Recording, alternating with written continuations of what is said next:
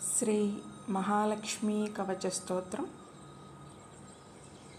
అస్య శ్రీ మహాలక్ష్మీ కవచ మంత్రస్య బ్రహ్మా ఋషిః గాయత్రీ ఛందః మహాలక్ష్మీర్దేవతా శ్రీ మహాలక్ష్మీ ప్రీత్యర్థం జపే వినియోగః.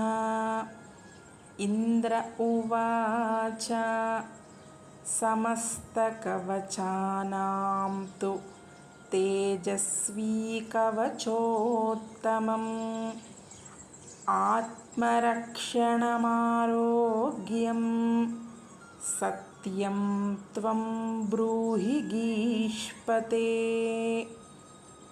మహాలక్ష్మ్యాస్తు కవచం ప్రవక్ష్యామి సమాసతః చతుర్దశసు లోకేషు రహస్యం బ్రహ్మణోదితం. బ్రహ్మోవాచ శిరో మే విష్ణుపత్నీ చ లలాటమమృతోద్భవా శశీసు విశాలాక్షి శ్రవణే సాగరాంబుజా. ఘ్రాణం పాతు వరారోహ జిహ్వా మామ్నాయ రూపిణీ. ముఖం మహాలక్ష్మీః కంఠం వైకుంఠవాసినీ.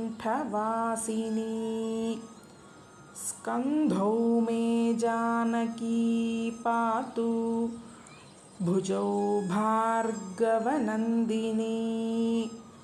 బాహూ ద్వౌ ద్రవిణీ పాతు కరౌ హరివరాంగనా. వక్షః పాతు చ శ్రీర్దేవీ హృదయం హరిసుందరీ. కుక్షిం చ వైష్ణవీ పాతు నాభిం భువనమాతృకా. కటిం చ పాతు వారాహీ స్తగ్ధినీ దేవదేవతా. ఊరూ నారాయణీ పాతు జానునీ చంద్రసోదరీ. ఇందిరా పాతు జంఘే మే పాదౌ భక్తనమస్కృతా. నఖాన్ తేజస్వినీ పాతు సర్వాంగం కరుణామయీ.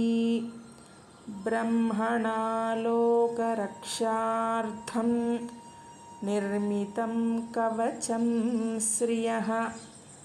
ఏ పఠంతి మహాత్మానస్తే చ ధన్యా జగత్రయే. కవచేనావృతాంగానాం జనానాం జయదా సదా. మాతేవ సర్వసుఖదా భవత్వమమరేశ్వరీ. భూయః సిద్ధిమవాప్నోతి పూర్వోక్తం బ్రహ్మణా స్వయం. లక్ష్మీర్హరిప్రియా పద్మా ఏతన్నామత్రయం స్మరన్. నామత్రయమిదం జప్త్వా స యాతి పరమాం శ్రియం. యః పఠేత్ స చ ధర్మాత్మా సర్వాన్ కామానవాప్నుయాత్. నామత్రయమిదం జప్త్వా స యాతి పరమాం శ్రియం. యః పఠేత్ స చ ధర్మాత్మా సర్వాన్ కామానవాప్నుయాత్.